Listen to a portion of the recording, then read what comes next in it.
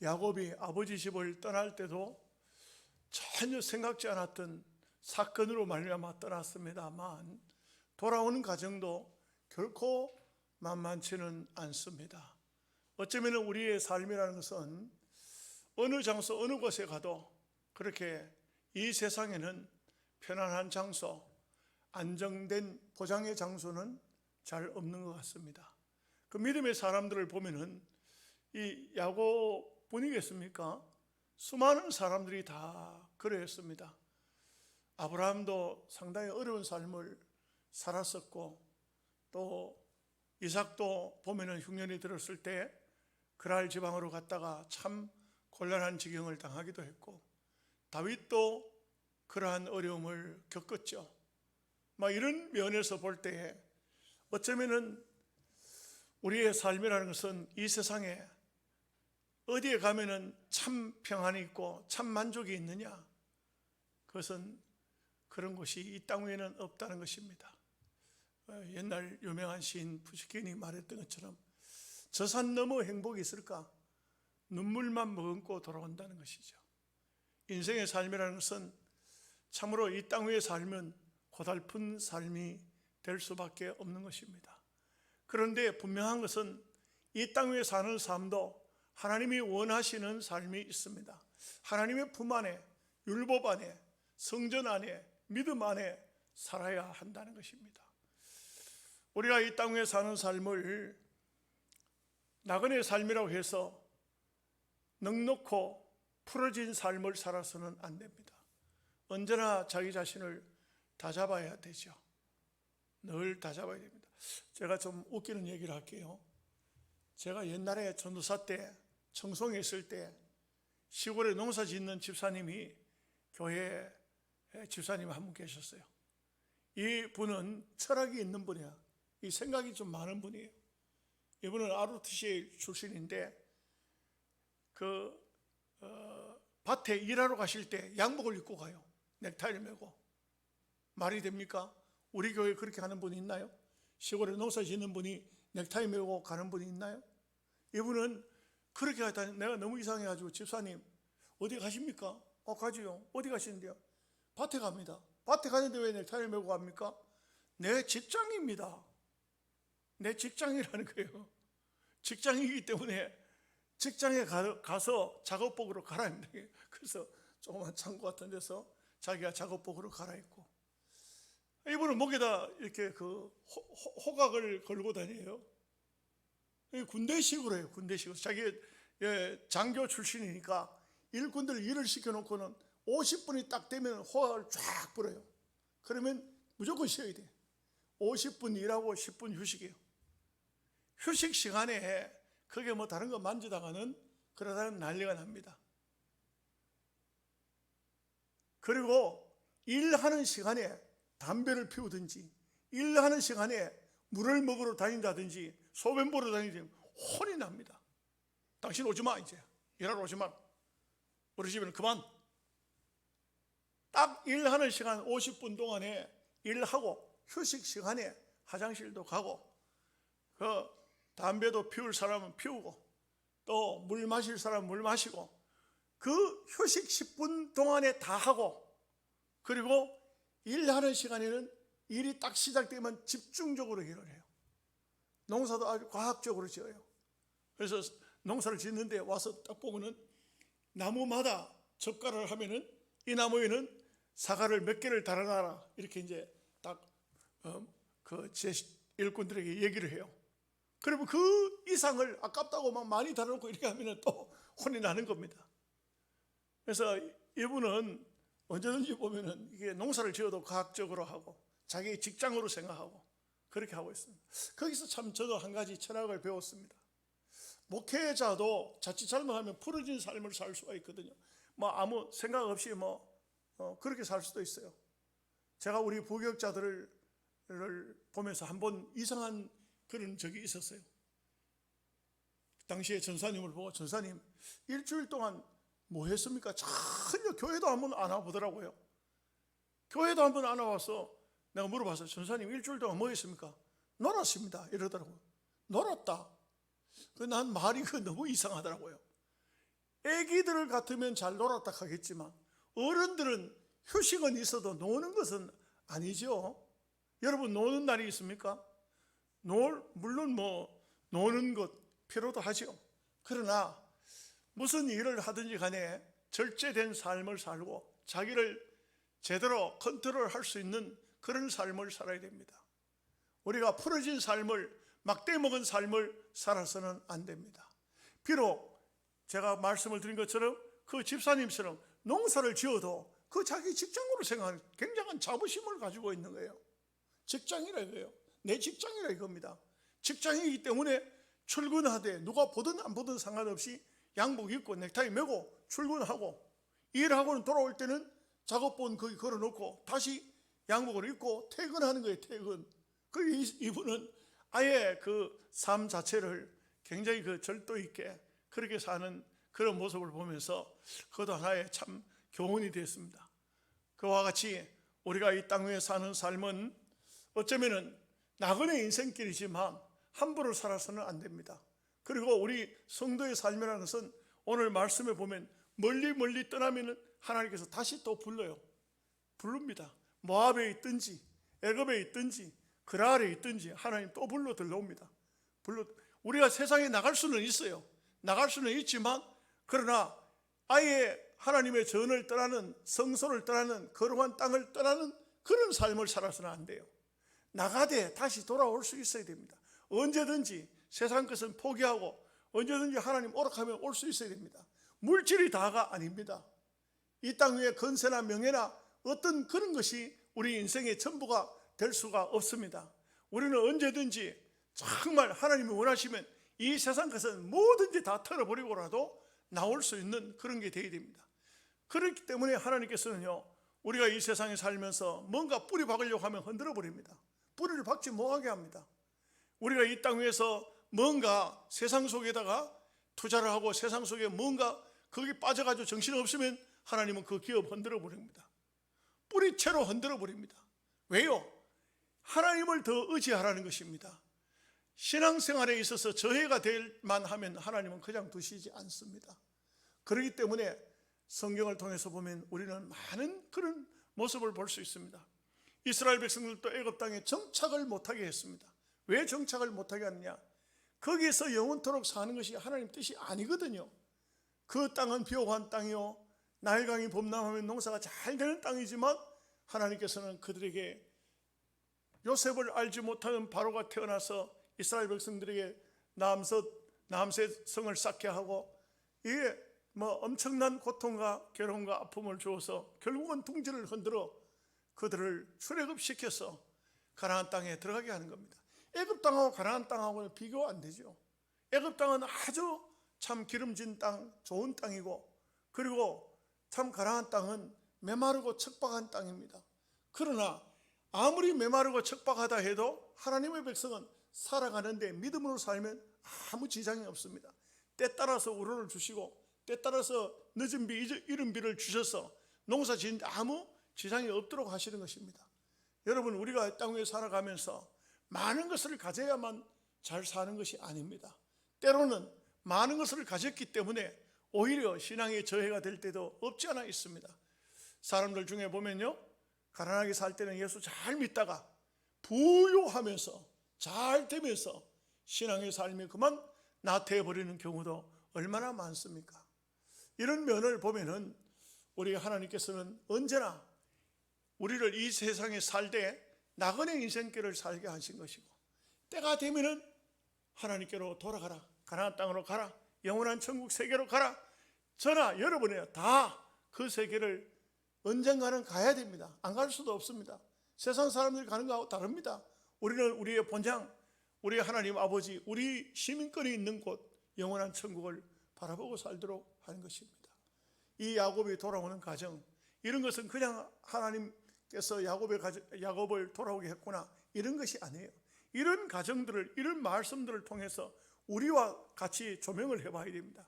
그래서 말씀과 우리 자신을 함께 이 말씀에 갖다 붙여서 나는 어디만큼 살고 있고 어디만큼 세상에 빠졌지는 않았는지, 하나님께서 내 둥지를 흔들고 계시지 않는지 믿음의 생활을 바로 이렇게 하나님의 말씀에 비추어서 우리는 하나님의 곁으로, 말씀 곁으로, 가나안 땅으로, 약속의 땅으로 언제든지 돌아올 수 있는 준비를 하여야 하는 것입니다.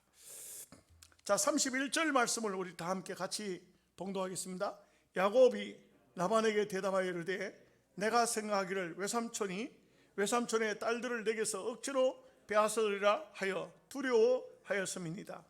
그 앞에 27절 말씀 보면 네가 간다고 했다면 내가 즐거움과 노래와 북과 수금으로 너를 보냈겠거늘, 그 막 큰 잔치를 베풀어 가지고 너를 보내줬을 건데 왜 도망가느냐 이렇게 말할 때, 이것은 사실 라반이 아주 듣기 좋은 말로 하는 것이죠. 듣기 좋은 말로 입에 사탕 발림으로 립 서비스를 하는 겁니다. 근데 야곱은 알고 있죠. 만약에 내가 간다고 했더라면 외삼촌이 자기의 아내들을 다 빼앗아 버릴 것이다. 자식들까지 다 빼앗아 버리고 내가 혼자 몸뚱이로 내쫓아버릴 수 있었겠다는 그런 생각을 했다 이거죠. 실제로 어떤 일이 벌어질는지 알 수는 없지만, 어떻게 됐을는지 알 수는 없지만, 분명한 것은 야곱의 생각하고 이 라반의 생각하고 하나님의 생각은 각기 다르다는 것입니다. 하나님께서는 야곱에게 돌아가라 하셨으면 분명히 돌아갈 수 있는 모든 환경과 여건과 조건을 다 허락해 주신다고요. 우리가 그렇게 해야 됩니다. 우리는 우리 생각을 가지고 하나님의 뜻을 앞질러 가면 안 됩니다. 야곱의 제일 문제점이 뭐냐? 항상 하나님보다 먼저 가는 겁니다. 먼저 가는 겁니다. 이게 제일 큰 문제점 중에 하나라고 할 수 있습니다. 오늘 우리는요, 무슨 일을 결정하기 전에, 어떤 일을 하기 전에 하나님의 뜻을 물어보는 것이 굉장히 중요합니다. 우리가 아무리 좋은 계획을 세워도 하나님 뜻이 아닐 것 같으면 어떻게 되겠어요? 하나님 뜻이 아니면 그것은 해서는 안 되는 것입니다. 그래서 하나님이 원하시는 방법이 뭔지 이것을 묻는 것은 대단히 중요합니다. 여러분, 새벽 기도를 왜 하시죠? 새벽 기도 시간은 묻는 시간입니다. 하나님, 오늘은 이런 일이 있습니다. 내 자녀를 위해서 물어봅니다. 하나님, 내 자녀는 어떻게 하면 되겠습니까? 어떤 길로 가야 되겠습니까? 자녀를 위해서 물어보고, 가정을 위해서 물어보고, 자기의 사업을 위해서 물어보고, 직장 생활을 하면 직장을 물어보고, 하나님께 물어보는 겁니다. 하나님, 오늘 하루 동안 어떤 일이 있을 때는 어떻게 살아야 될지, 이거 하나님께 물어보는 겁니다. 하나님의 답을 기다리는 것입니다. 하나님과 우리와의 대화가 계속 이어져야 됩니다. 어느 날 서먹해가지고 하나님을 찾아도 하나님과 관계가 너무나 벌어져가지고 서먹해가 하나님을 도대체 내가 알고나 있는 것인지, 이런 삶을 살아서는 안 되는 것입니다. 이 야곱의 말과 이 라반의 말과 하나님의 뜻이 다 달랐어요. 다 달랐습니다. 이거 보십시오. 불신자의 마음이나 신자의 마음이나 하나님의 마음에 하나도 안 맞는 이런 삶을 살아서는 안 되는 것이죠. 자기 생각, 이게 항상 언제든지 성경에 보면 문제가 많습니다. 야곱의 생각은 이러했습니다. 그러나 하나님의 뜻은 그렇지 않았죠. 하나님이 말씀하셨으면 하나님이 책임지시는 겁니다. 32절 말씀 보겠습니다. 외삼촌의 신을 누구에게서 찾든지 그는 살지 못할 것이요, 우리 형제들 앞에서 무엇이든지 외삼촌의 것이 발견되거든 외삼촌에게로 가져가소서 하니, 야곱은 라헬이 그것을 도둑질한 줄을 알지 못함이었더라. 외삼촌의 것을 가져간 사람은 살지 못할 것이라. 근데 라헬은 속임수로 살았어요. 그렇죠? 그런데 주석가들은 라헬이 가나안 땅에 들어가서 곧 죽었어요. 그것은 이 야곱이 한 말대로 말이 시가 돼서, 그야말로 야곱이 한 말 그대로, 또 하나님도 야곱의 말한 것을 그대로 받으셔서 드라빔을 훔친 라헬을 일찍이 데려갔어요. 다른 사람들 다 살아있는데 라헬만 죽습니다. 왜 그러냐? 이것은 참 뭐가 그렇게 세상 신들이 부러울까요? 세상의 신이 뭐가 그렇게 좋아 보일까요? 우상이 그렇게 좋아 보일까요? 저는 보니까 어떤 분은요, 저 가나안 땅에 팔레스타인 지방에 가가지고 몰록도 구하고 다모스도 구하고 뭐 별걸 다 해가지고 와주는, 자기 집에다 골동품이라고 갖다 차려놓는 그런 사람도 봤어요. 그걸 또 자랑해요. 참 모든 거 다 자기가 다 저 옛날 이스라엘 백성들 그 근동 사람들이 섬기던 신들을 다 구해가지고 왔다고. 그걸 뭐하러 구해가지고, 그걸 뭐하러 가져와요? 부처를 금으로 만들었다고 여러분 집에 안방에 모셔놓겠습니까? 금덩어리가 아니라 뭐라도 그런 거는 쓸데없는 짓이에요. 할 짓이 아니에요. 그 뭐하러 관심을 가집니까? 거기에 대해서 호기심을 가지는 겁니까? 가질 필요가 하나도 없어요. 여러분, 우리는요, 세상이 그 무엇인가 그거 궁금해하지 마십시오. 우리 하나님은요, 어떤 형상도 만드는 것을 원치도 않고 형상을 갖다 놓는 것도 원치도 않습니다. 절대 그런 것은 하지 마십시오.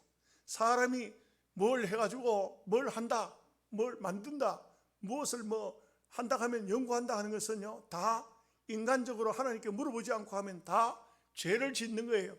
죄되는 겁니다. 그 할 일이 뭐가 있습니까? 그런 일들을 우리는요, 그런 것을 궁금해하지도 말고, 뭐 드라빔이 있다면 드라빔이 있구나, 또 바알이 있으면 바알이 있구나, 아세라가 있으면 아세라가 있구나, 뭐 이렇게 몰록이다, 금오수다, 뭐 이런 것을 어떻게 생겼냐 한번 보고 싶다, 그럴 필요도 없어요. 볼 필요도 없어요. 궁금해할 필요도 없어요. 좋아 보여서도 안 되는 겁니다. 신앙인은 뭐 하려고 자기 아버지가 우상을 섬겼으면, 그러면 이 라헬이 그걸 뭘 그렇게 탐을 내가지고 드라빔을 갖다가 금덩어리기 때문에 훔쳐왔을까요? 아니면 드라빔을 섬기겠다고 훔쳐왔을까요? 무엇 때문에 그걸 가져오냐 이거죠. 사람들 보면 이상한 사람들 참 많아요. 쓸데없는 걸 왜 그렇게 만들거나 쓸데없는 것을 왜 하느냐 이거죠. 이것은 바로 하나님 앞에 잘못된 것입니다. 잘못된 그런 삶을 살아서는 안 됩니다. 그래서 우리 신앙인은 이런 일들을 해서는 안 되는 것이고, 또 이 모습을 보면은 참으로 안타까운 모습이 아닐 수가 없습니다. 그래, 도둑질한 줄을, 라헬이 도둑질한 줄을 야곱이 몰랐으니까 그는 살지 못할 것이라 이렇게 했는데, 앞불사 이 말이 자기가 가장 사랑했던 아내 4명의 여인 중에서 가장 사랑했던 라헬에게 그대로 적용이 될 줄이야 어찌 알았겠습니까? 여러분, 우리가요 인생 삶을 살면서 절대 말 함부로 하면 안 됩니다. 장담하지 마십시오. 쓸데없는 말을 하지 마십시오. 아무 상관이 없겠지 싶지만 내가 했던 그 말이 내게 올무가 돼서 돌아올 수도 있다 이 말이죠. 정치인들을 보면 그런 얘기를 지금 뉴스를 들어보면 많이 나오지 않습니까? 그러니까 우리는 언제든지 우리가 할 말이 무엇인가 신중하게 조심해서 해야 된다, 이런 것을 알 수가 있습니다. 자, 33절 말씀 보겠습니다. 나반이 야곱의 장막에 들어가고 레아의 장막에 들어가고 두 여종의 장막에 들어갔으나 찾지 못하고 레아의 장막에서 나와 라헬의 장막에 들어가매. 참 희한하죠. 세상에 신을 찾아서 다니는 겁니다. 신을. 이게 말이 되는 겁니까? 신을 찾는다. 또 보면 신을 훔쳐왔다. 이게 참 기도원 얘기를 사사기에서 보면 그런 얘기가 나오셨습니다. 기도원이 자기 소년들 데리고 와서 그 바알 땅에 들어가가지고 막 다 때려 부숴버렸죠. 그러니까 이 일을 누가 했겠느냐? 막 동네 사람들이 난리가 난 거예요. 누가 바알을 갖다 몽둥이로 때려가지고 다 대가리를 갖다 분절러 버리고 팔다리를 다 분절러 버렸냐? 이거 누가 했겠냐? 보니까 이거 이렇게 할 사람은 기도원밖에 없겠다 이게. 그래, 기도원 집에 와가지고 그럼 잡아내라. 기도원 아버지 보고 당신 아들 잡아내라. 이놈 자식 오늘 우리 손에 죽을 것이다. 그 기도원의 아버지가 뭐라 합니까? 너희들이 신을 보호하느냐? 신을 그렇게 했으면 그 신이 그 자기를 그렇게 한 그놈을 절대 그냥 두지 않을 것이다. 맞지 않습니까? 신일 것 같으면 그렇잖아요. 그러니 그 사람들 보고 하는 말이 너희들이 신을 보호하느냐? 신이 너를 보호하느냐? 그게 신일 것 같으면 자기를 그렇게 한 그 사람을 절대 그냥 두지 않을 것이다. 사실은 기도원이 어떤 어려움도 당하지 않았습니다. 그 사람들에게서 기도원의 아버지의 지혜로 위기를 모면했습니다. 그때부터 붙은 별명이 있죠. 뭐라고 그랬습니까? 이름이 갑자기 생각이 안 나네. 저도 갑자기 얘기를 하다 보니 생각이 안 납니다. 이게 무엇을 말해주고 있습니까? 인간이 신을 보호할 수 없습니다. 우리가 하나님을 보호합니까? 성경에 보면은 법궤는 하나님의 임재의 상징인데도 불구하고 그 법궤를 붙잡았다가 우사가 현장에서 죽어버리지 않습니까? 뭐 이런 면을 볼 때 사람이 하나님을 보호합니까? 하나님이 사람을 보호해야 되지. 그렇지 않은 것은 신이 아니다 이거죠. 그런데 이게 보면 신을 훔쳐갔다, 누가 훔쳐갔냐, 신을 찾아다니고 나중에 보면 라헬이 그 말 안장 속에 집어넣어가지고 깔고 앉았고, 이런 모습들은 이거 웃기는 거죠. 웃기는 거지. 옛날 중국 소설 같은 데 보면요 많이 나와요. 그런 게 보면 막 뭐 이제 옛날 그때 뭐 무법천지 아닙니까? 사람 막 죽이고 할 때 아닙니까? 칼 가지고 막 그 뭐 강호의 검객 뭐 이렇게 나오지 않습니까?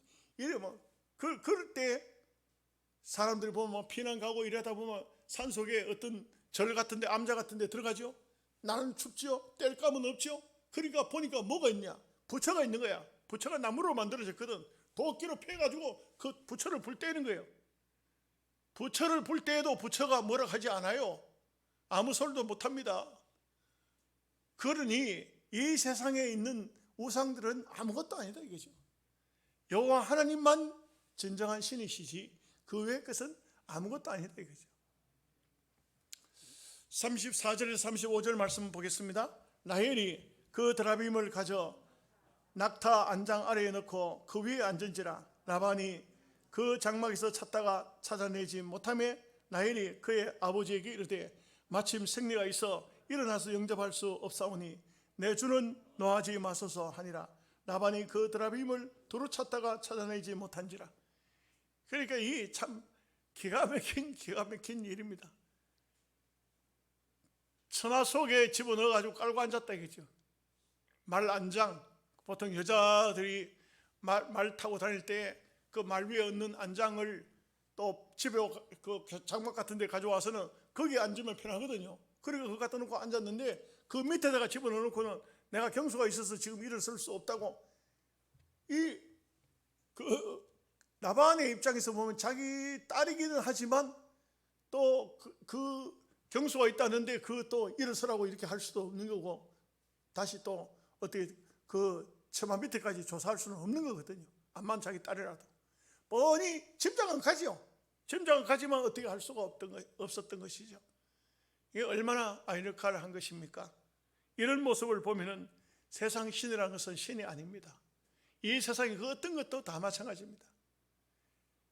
참 신은 여호와 하나님 한 분밖에 없고 그 외에는 그건 신이 아니고 거기 그야말로 마귀가 사탄이 그가 붙어가지고 엉뚱한 행동을 해서 그렇지 그거는 진정한 신이 아닙니다. 사탄은요 천사가 타락된 거예요. 타락된 천사는요 지금도 어떤 역사 속에 보면은 등장을 하되 하나님께서 허락하는 만큼만 그 사탄이 역사할 수 있어요. 함부로 역사하는 건 아니에요. 하나님 백성은 함부로 건드리지 못해요. 하나님 백성은요 이 마귀가 건드리고자 해도 하나님께서 못 건드리게 해요. 생명은 건드리지 마라 하면 못 건드려요. 영혼은 건드리지 마라 하면 영적으로는 절대 못 건드려요. 물질은 뭐 이렇게 들어 사탄이 어떤 역할을 할지 모르지만 하나님께서 물질도 보호하시려고 하면 그 건드리지 마라 이래 하면 못 건드리는 거예요. 사탄이 함부로 날뛰고 하나님의 역사를 거스리고 그런 법은 없습니다. 그렇기 때문에 이 세상에는 신이 없어요. 온전한 신이 없습니다. 그 있다면은 거기는 마귀가 붙은 거예요. 마귀가. 이 마귀, 사탄, 그 제일 졸개가 귀신이에요. 귀신. 온갖 귀신들이 판을 치는 것은 그것은 세상 사람들 앞에 판을 치는 거예요. 예수 믿는 사람 앞에는 귀신이 함부로 달려들지도 못하고 함부로 예수 믿는 사람에게는 상관을 못해요. 왜? 주님이 함께 하시기 때문에, 성령이 역사하시기 때문에 거기는 마귀가 함부로 할 수가 없는 거예요. 그렇기 때문에 여러분들은 언제나요 담대해야 돼. 담대해야 돼. 김진홍 목사님 보면은 그 굿하는 장소에 그 안에 굿하니까 그 구경을 했는가 봐요. 구경을 굿하는 걸 그 목사님이 구경을 하고 있는데 또 담담히 이렇게 쳐다보고 있는데 막 귀신, 이 무당이 막 벌벌벌 떠는 거야. 벌벌 떠. 나중에는 막 대나무를 흔드는데 안 되는 거야 이게. 그러니까 하는 말이, 누가 예수 믿는 사람이 있냐고, 예수 믿는 사람이 있냐고 이렇게 하더라는 거야. 그리고 목사님이 담남에 있으니까 뭔 상관이 있겠나 싶어가지고 보고 있는데 떡 쳐다보더니 좀 도와주시오 그러더래. 도와주시오. 그 김진호 목사님이 자를 피했다는 거야. 그 자를 피했는데 문제는 그 무당이, 어떤 사람이 그 무당한테 오니까 뭐라고 했냐면, 당신네들은 내한테 와도 아무 소용없고 이거 안 되고 저 교회 가라고, 교회, 할빈 교회 가라고. 교회 가야만 당신네들 고쳐진다고. 그 가족 식구가 다 교회 다 왔더라는 거예요. 그 어떻게 왔냐 하니까 무당이, 저 밑에 있는 무당이 보내서 왔다 가더라는 거예요. 당신네들 예수 믿어 산다 하더라는 거야. 그래, 이 김진호 목사 가만 생각하니까, 그때 담 넘어 보고 구경하고 있는데 좀 도와달라고 해서 자를 피해 줬더니만 무당이 또 도와준다고, 목사 도와준다고 교인들을 보내준 거야. 희한하죠. 그 목사님이 어느 날 그 무당하고 골목길에서 마주쳤는데, 그러니까 목사님이 무당을 알아보고는 저 교인을 보내줘서, 교회에 사람 보내줘서 고맙습니다 가있겠네. 이 무당이 하는 말이 뭐라고 하냐면, 동업자끼리 서로 돕고 살아야 안 되겠습니까? 얼마나 웃기는 얘기예요. 동업자, 목사하고 무당하고 동업자입니까? 근데 이 무당이 하는 말이, 지금은 제가 이러고 있어도 나중에는 글로 갈 겁니다. 아는 거야. 이 무당으로 뭐 되는 것이 아니라는 것을 본인이 알고 있는 거예요. 내가 언젠가는 당신 앞으로 가겠다. 몰라요. 지금 좀 왔는지 모르지. 여러분, 이 세상의 신들은 아무것도 아니에요. 두려워할 거 없어요. 여러분 담대하면 돼요. 예수 이름을 명하면요, 그건 다 박살나는 거예요. 끝나는 거예요. 꿈자리가 어지럽거들랑 이 귀신의 역사 아닌가 생각해보고 고함을 질러요. 예수 이름으로 명하노니 내 주변에 있는 사탄, 마귀, 귀신 물러가라! 함을 한번 지르고 찬송을 한번 크게 부르고 기도하고, 기도가 안 되거든 주기도문이라도 몇 번 외우고 잠들면은 편안하게 자요. 잔다고요. 제가 하영 있을 때 할머니 한 분은 밤마다 귀신이 온대. 어떤 귀신이 오냐? 죽은 영감 귀신이 온대. 영감 귀신이 자기 영감 도루묵 입고 가 쓰고 칼 들고 온대. 칼 들고. 이러니까 잠을 못 자가지고 막 부들부들 떨고 막 난리가 난대. 그 집에 가서 예배를 드리고 난 다음에 혼자 계신 건사님 한 분 계셨어요. 건사님, 저 며칠 좀 왔어요. 같이 좀 주무시오. 건사님이 주무시니까 귀신이 얼씬도 안 하는 거야. 아무도 뭐 하기야 여러분들이 귀신이 안 만나봤어요. 오늘 저녁에 한번 만나보실래요? 이 세상의 것들은 아무것도 아니다. 아무것도 아니다. 36절 말씀 같이 보겠습니다. 야곱이 노하여 라반을 책망할세. 야곱이 라반에게 대답하여 이르되 내 허물이 무엇이니까? 무슨 죄가 있기에 외삼촌께서 내 뒤를 급히 추격하셨나이까? 참 역전이 됐어요. 역전이 됐어요. 하나님께서 생명은 보장해놨고 이제는 그동안 외삼촌에게, 자기 장인에게 지어서 살았어요. 그런데 이제는 드디어 이제 뭐 찾아보니까 드라빔 잊어버렸다는데 드라빔도 없고 뭐 아무것도 훔쳐온 것도 없고, 그러니까 이제는 하나님께서 생명은 보장해놨고 큰 소리를 빵빵 치는 거예요. 참 여러분 좀 우습지 않습니까? 우리가 참 보면은 뭐 큰 소리 쳐도 그렇고 사실 하나님의 은혜로 큰 소리 치는 거지, 하나님 보장 안 해주면은 그냥 끝나는 거예요. 외삼촌 그 처남들이죠. 처남들하고 외삼촌의 아들들이 말이에요. 그 얼마나 진노해가지고 왔어요. 왜요? 아버지 재산을 다 뺏어갔다 이렇게 생각하거든요. 그러면 아버지 재산 뺏어갔다고 생각하면은 자기들 유산이 자기들 거라 결국은. 그러니까 이거 막 입에 거품을 물고 찾아왔는데 하나님께서 못 건드리게, 가부간 건드리지 말아 했으니까 어떻게 할 수도 없고요. 이렇게 돼버린 것이죠. 자, 37절 말씀 보겠습니다. 외삼촌께서 내 물건을 다 뒤져보셨으니 외삼촌의 집안 물건 중에서 무엇을 찾아내나이까? 여기 내 형제와 외삼촌의 형제 앞에 그것을 두고 우리 둘 사이에 판단하게 하소서. 이제 뭐라도 하나 걸렸으면 야곱이 아이고 외삼촌 장인어른 잘못됐습니다, 용서하이소, 이렇게 할 텐데 아무것도 못 찾을 때야. 그러니까 이제 큰 소리를 치는 거예요. 큰 소리를 치는 겁니다. 사실상 그 속엔 들어앉아 있는데도 불구하고 큰 소리를 치는 거죠. 38절 말씀 봅니다. 내가 이 20년을 외삼촌과 함께 하였거니와 외삼촌의 암양들이나 암요소들이 낙태하지 아니하였고 또 외삼촌의 양떼의 순양을 내가 먹지 아니하였으며, 여기 이제 이 말씀들은 조금 해석을 해야 잘합니다. 양떼가요, 새끼를 베었을 때는 이 새끼 벤 양떼를 급하게 몰고 다니든지 무슨 놀라게 한다든지 이럴 때가 나타나든지 이러면 낙태해버려요. 근데 야곱은 이 양들을, 어미 새끼 벤 양떼들을 얼마나 잘 관리를 했는지 낙태된 게 없다 이거죠. 그런데 문제는 순양이 태어났을 때, 새끼가 태어났는데 순양이 태어나서 이 가치가 없어요. 가치가. 순양, 암양하고는 차이가, 엄청난 차이가 나요. 가치가 없어. 그러면 목자들이요, 이 순양은 새끼가 태어나면 목자들이 고기 먹고 싶으면 그 순양은 구워 먹는다는 거야. 그런데 이 야곱은 순양이랄지라도 내가 먹지 않았다 이거죠. 목자들끼리 그거는 얼마든지 목장에 일하는 일꾼들일지라도 주인이 그 새끼가 태어났을 때 순양이 태어나면은 그 구워 먹어도 그 정도는 다 용납한다 이거예요. 그런데 야곱은 그렇지 않았고 한 마리도 낙태되지도 않고 얼마나 성심성의껏 외삼촌의 양들을 잘 보살폈다 이 말이죠. 최선을 다해 일했다 이 말입니다.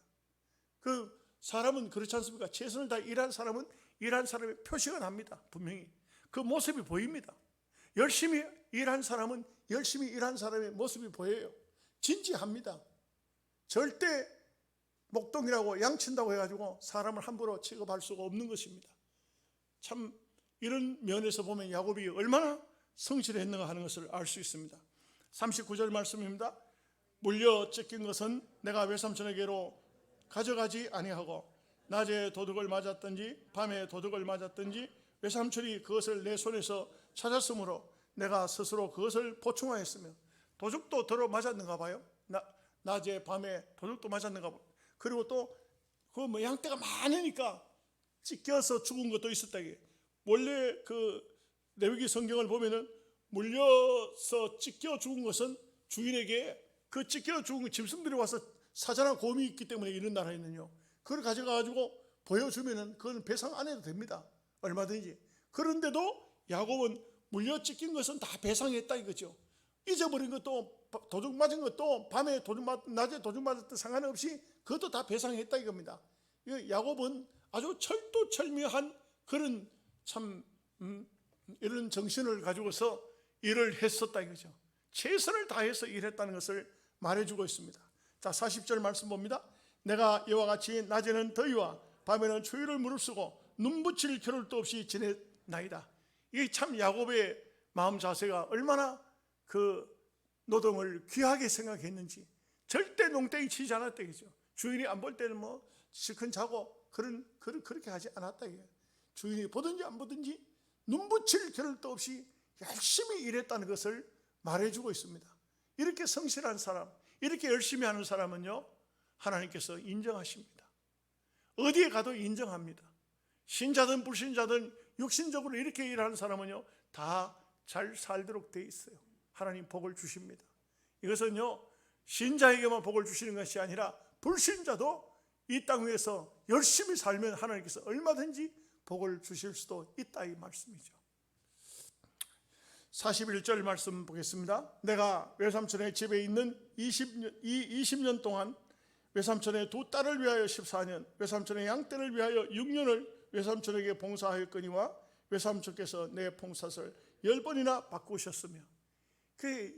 가만히 이 야곱의 고백을 통해서 보면 정말 라반이라는 사람이 얼마나 야간 깨를 많이 썼는지, 얼마나 그 불합리한 노사 협상을 했는지, 이런 면을 볼 수가 있어요. 그러나 야곱은 외삼촌이기도 하고 또 처가살이 아닙니까? 그러니까 이 모든 것을 다 양보했는데, 여러분 사람은요 이런 걸 다 양보하고 외삼촌이 하자는 대로 하고 그야말로 이렇게 하면은 바보 같은 짓이고 인간적으로 보면 안 될 것 같은데, 이 야곱의 재산은 어마어마하게 늘어났습니다. 웬일이죠? 참 희한하죠. 이런 일들은 우리가 이 땅 위에서도 많이 봐요. 예수 믿는 성도들이요, 일주일 만에 하루는 주일이라고 쉽니다. 그 가운데서 수입된 것은 또 10분의 1을 11조로 드립니다. 거기다 또 무슨 선교헌금한다 뭘 한다, 다 망할 것 같고 거지 될 것 같은데 예수 믿는 사람들이 잘 산다고요. 어째요? 인간적인 계산으로는 계산이 안 나와요. 인간적인 계산을 해보면 다 아닌 겁니다. 그런데 하나님께서 주시는 겁니다. 어떻게 주시든 간에 주시는 겁니다. 이것이 바로 하나님의 방법이죠. 그 야곱이 바로 그러한 방법으로 지금까지 10번이나 품삯을 변개했지만 야곱의 재산은 어마어마하게 늘어났잖아요. 이게 바로 하나님의 역사라고 할 수가 있는 것입니다. 자, 42절, 우리 아버지의 하나님 아브라함의 하나님 곧 이삭이 경외하는 이가 나와 함께 계시지 아니하셨더라면 외삼촌께서 이제 나를 빈손으로 돌려보내시다마는 하나님이 내 고난과 내 손의 수고를 보시고 어젯밤에 외삼촌을 책망하셨나이다. 참 보면은 여기 이 말씀 야곱이 한 이 한마디 속에 드디어 야곱은 하나님께서 내게 이렇게 복을 주셨다는 것을 고백합니다. 신앙이 어려움을 겪어보면, 큰 문제를 당해보면 그때는 본정신이 돌아옵니다. 내가 이렇게 해서 재산이 많아졌고 그게 아닙니다.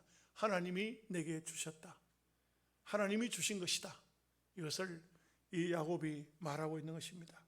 그래서 하나님께서 자기가 아주 고생하고 힘써서 했던 것을 하나님께서 다 보상해 주셨고, 그리고 이 라반은 야곱을 죽이려고 마음을 먹고 왔지만 하나님께서 어젯밤에 이 라반을 책망한 거예요. 야곱에게 손대지 마라, 가혹한 어떤 말도 하지 마라. 그러니까 드라빔만 찾아서 돌아가겠다 이랬던 거예요. 내 것만 찾아가겠다 했어요. 지금 뭐 재산이 네 거냐 내 거냐, 네가 내 재산을 빼앗아갔냐, 이런 말을 할 자격이 없다. 하나님께서 못하게 했어요. 거기에 대해서 말을 못합니다. 다음 시간 보면요, 오히려 라반이 계약을 맺자 합니다. 언약을 맺자 합니다. 이렇게 하는 것은 그 당시 사회가 얼마나 불안정한 사회였고 윤리나 도덕이 없는 그런 사회였기 때문에 얼마든지 자기 장인이라도 죽일 수도 있는 거예요. 그 당시 사회적으로 볼 때 그런 특별한 어떤 윤리가 없었어요.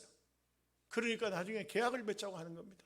오히려 겁이 나서, 오히려 이삭에게도 보면은 저 그랄 왕이 찾아와가지고 계약을 맺자고 했던 것처럼 이 사람들은 오히려 하나님이 두렵고 겁을 내는 겁니다. 우리가 믿음으로 잘 살면 야곱처럼 이렇게 잘 믿음으로 안 하고 인간 억지로 했는데도 불구하고 하나님은 다 주셨던 것처럼, 그러나 야곱은 이제야 와서 드디어 하나님이 주셨구나 하는 것을 어렴풋이 깨닫고 하나님이 외삼촌을 책망한다는 것도 알고, 이런 면을 보면서 우리가 이렇게 희미한 사람에게도 이렇게 이와 같은 하나님이 귀한 축복을 주셨는데 믿음으로 잘 살면 하나님께서 여러분의 가정에, 자녀들에게, 여러분의 사업장에 반드시 복을 주실 줄로 믿습니다. 기도하겠습니다. 하나님 아버지 감사합니다. 우리가 야곱의 생애를 살피면서 참 바담 아람에 가서 얼마나 고생을 많이 하고 지금 고향 땅으로 돌아가고 있는지 그 모습을 봅니다. 야곱은 실수하고 야곱은 죄를 짓고 야곱은 엉뚱한 모습을 많이 보였고 나타냈지만 하나님은 야곱을 사랑하시고 야곱과의 약속을 잊지 않으시고 그 베델에서 했던 약속대로 야곱에게 복을 주시는 것을 볼 수가 있습니다. 우리는 약하고 우리는 악하고 우리는 못된 삶을 산다고 할지라도 하나님께서는 이와 같이 복을 주시는 것을 보면 얼마나 감사한지요. 기왕에 우리가 깨닫는다면 좀 더 믿음으로, 좀 더 진실되게, 좀 더 아름답게 살아서 하나님 앞에 복을 받는데 참 부끄럽지 않도록 저희들 모두를 붙잡아 주시옵소서. 예수님의 이름으로 기도하옵나이다. 아멘.